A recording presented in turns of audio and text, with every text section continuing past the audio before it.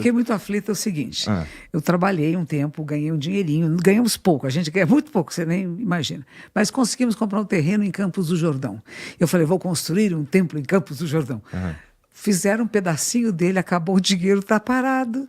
E aí teve uma época que eu fiquei muito aflita, eu falei, não, mas é uma obra, eu tenho a missão de construir este templo. Eu falei, quem pôs isso na minha cabeça que eu tenho essa missão? Eu comecei. Os outros que continuem. Se eu morrer antes, que se virem. Cabe a eles, os meus sucessores, quem se interessar. E se não quiserem nada, que vire uma ruína. Por que eu estou tão preocupada com esse templo? Por que eu não vou dormir pensando onde que eu vou conseguir dinheiro? Como é que eu faço campanha para construir o templo? Eu tenho falado com algumas pessoas, tenho pedido apoio de algumas pessoas, mas é interessante isso. O que significa um templo? Por que não é mais importante um centro cultural? Um centro onde a gente possa discutir ideias, onde a gente possa filosofar, levar os filósofos para lá, levar os pensadores para lá, levar os podcasters para lá, para a gente brincar, ser feliz na vida, refletir, questionar-se. Não só vou ensinar a fazer meditação. Eu sou uma monja zen, eu só ensino meditação. Eu só faço meditação o tempo todo. É mentira. Não é verdade. O processo meditativo fica instaurado no seu computador aqui, ele está funcionando o tempo todo no processo meditativo. Ele não sai muito desse lugar, porque você instalou o programa. E o programa está funcionando. Ele está funcionando há mais de 40 anos, já faz parte dessa estrutura. Então você não tem mais forçar aí. Quando eu faço um retiro, eu volto para casa.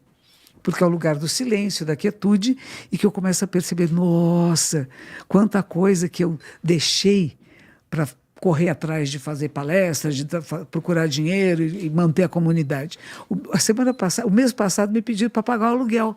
Falei, que bonitinho. A minha comunidade não sabe produzir dinheiro.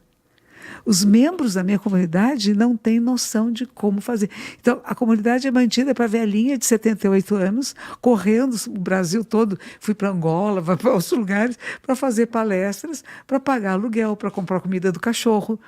E para construir o templo, não, porque não vai sobrar. Então, é muito interessante pensar que se eu tive um projeto que eu achei que quando eu ganhei algum dinheiro com alguns cursos que nós fizemos, que a gente teve 1 milhão de seguidores e que não me mostraram a placa do 1 milhão de seguidores. Isso é uma coisa que falei, nossa, não acredito. Eu nem sabia que tinha uma placa. E aí o moço que me ajuda a passear o cachorro disse, monja, se a senhora fez 1 milhão de seguidores, tem uma placa que eles mandam. E quem ganha geralmente mostra e agradece ao 1 milhão de seguidores. E cadê a sua placa? Não me mostraram. Não é legal? Então tem coisas que acontecem. Se no começo você dizer, eu vou ficar brava, ficar ofendida, não. Por que essas pessoas fizeram isso? Também não me interessa muito. Mas é o universo deles. E o meu universo é outro. É legal você dizer que tem 1 milhão de seguidores, mas às vezes eu falo assim, eles abrem lá meu Instagram, tem 3 milhões de seguidores. Eu falei, cadê? Onde é que eles estão me seguindo que eu não estou vendo? São invisíveis, né? Mas, ao mesmo tempo, você sai na rua e chega uma senhorinha para você e diz, monja, como a senhora me ajudou. Durante a pandemia, eu tive muito mal, eu tive que fazer transplante de fígado, essa eu acabei de ouvir há poucos dias. Nossa. E durante todo o processo do transplante, das dificuldades médicas que eu passei, você estava comigo. Eu ouvi a sua voz. Isso me fez bem. Falei, então funciona, né? Então isso que eu estou fazendo não é a quantidade, mas qualidade. Vou fazer uma palestra em Mato Grosso, em Cuiabá, para o Sebrae. E chama Pensando o Futuro. E exatamente uma das coisas que a gente estava conversando hoje, são vários palestrantes, o que a gente estava falando hoje é sobre, será que nós queremos um futuro que a gente vai falar só de números, de lucros materiais, de coisas? Mas e como é que estão ficando as pessoas? Estão ficando exaustas? Estão ficando acabadas. Não é? Como é que está a saúde de cada um de nós? O que nós fazemos é prazeroso e nos faz bem? E nos aumenta o estímulo para viver? Ou estou ficando tão exausto que eu não quero mais fazer isso, ou acho chato, porque eu já sei o que é. Por isso que eu falo, não acomodar-se é importante, ter sempre alguma coisa que é incômoda acontecendo, que me faz mexer e procurar alguma novidade, vamos dizer, embora não haja muitas, mas a gente procurar um olhar novo para a realidade. E segundo, o que é sucesso? Pois é, sucesso é uma noção muito pessoal, no fim das contas, não é? Porque as pessoas confundem isso com felicidade. Se eu tiver sucesso, A palavra sucesso vem de suceder, quer dizer, de dar continuidade. E nós damos continuidade aos nossos DNAs.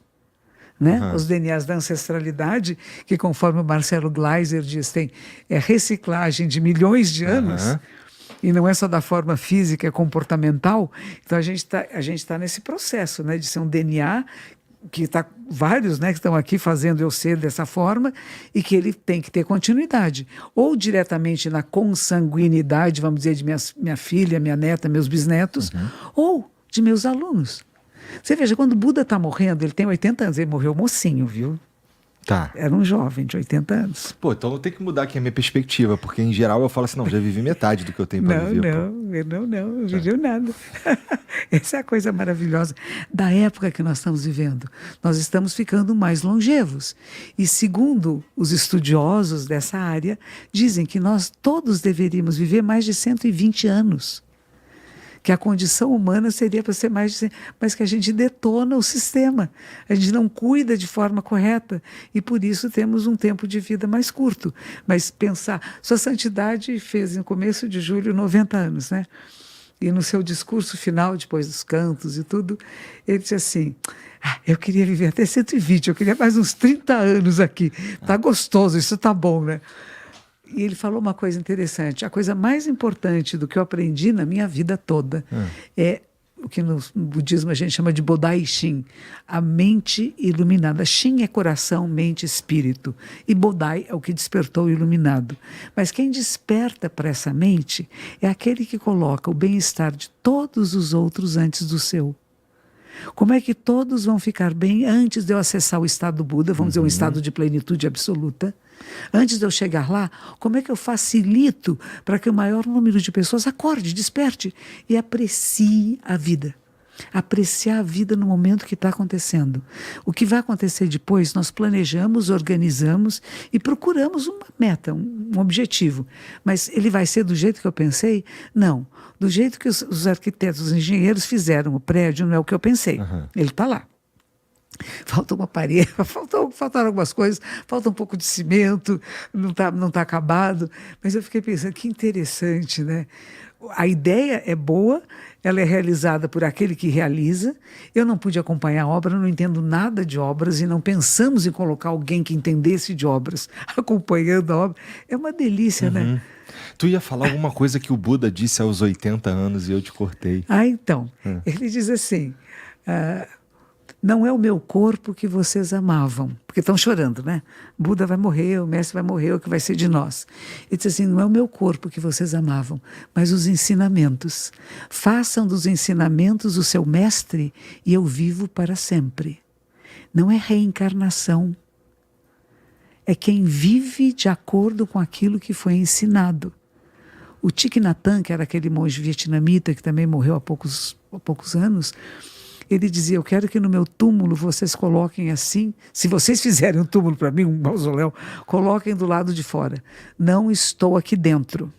E do outro lado fala, também não estou aqui fora, mas eu estou em quem estiver respirando conscientemente. Que foi o que ele ensinou a vida toda. Esteja consciente de você no momento que você está, onde você está. Respiração consciente é o nosso fio terra. Como é que eu estou respirando agora? E todos os nossos estados emocionais têm a ver com isso. Ansiedade. É verdade. Né? Tristeza. A gente vai fechando o peito, vai respirando menos. Né? Então a gente perceber isso. E perceber que uma coisa tão simples como a respiração consciente muda nossos aspectos mentais e emocionais. Esse é algo que eu preciso experimentar e treinar também, respiração consciente. E, Monja, você falou sobre que a gente deveria estar preocupado se as outras pessoas estão despertando, se as outras pessoas estão tendo... se elas estão... sei lá, se a gente servir as outras pessoas. É isso aí. Mas isso daí é um atributo ou uma ação que não é muito... Hoje em dia, isso se for assim, segundo, terceiro plano. Em geral, a gente está pensando na gente mesmo. Bom, aí tem uma analogia linda. Tava o rei e a rainha, que eram discípulos de Buda. Tá. E o rei chama sua rainha, sobe na torre mais alta do castelo e diz, está vendo, aqui tem pessoas que moram aqui dentro do castelo, depois tem as plantações, tem a cidade, as plantações. E vira-se para ela, sabe o que me preocupa? Que a pessoa que eu penso primeiro nessa vida sou eu. É o meu bem-estar, o seu. E ela disse, eu também. Nós não estamos seguindo os ensinamentos de Buda, vamos falar com ele. E foram falar, Buda, por favor, nos oriente, somos seus discípulos. E a gente é muito egoísta. A gente pensa em nós em primeiro lugar. E assim, perceba que todos são assim. Não tem ninguém que não seja assim. E por isso nós cuidamos uns dos outros. Porque assim como nós, as outras pessoas também querem ser felizes. Querem ser vistas, ouvidas, cuidadas. E aí que a mudança acontece. Não é dizer eu sou egoísta, eu quero só para mim, não. Todos queremos ser felizes, todos queremos um estado de plenitude, todos queremos ter alimentos, ter um básico de bem-estar, de ternura, de cuidado, de afeto, de visibilidade.